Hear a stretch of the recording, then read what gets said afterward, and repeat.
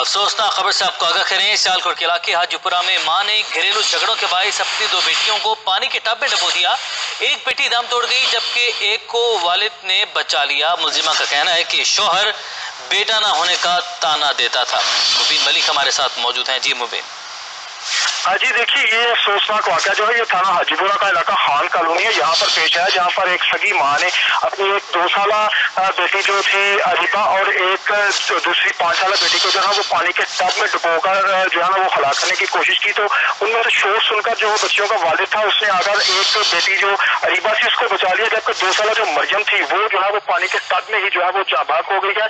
Police نے موقع کے اوپر پہنچ کر جو ہے وہ ملزمہ کو جو گرفتار بھی کر لیا ہے۔ تو اس کا کہنا تھا کہ جو میرا شوہر ہے وہ بار بار جو ہے نا وہ تانے دیتا تھا کہ تمہارے ہاں بیٹے کی ولادت نہیں ہوتی۔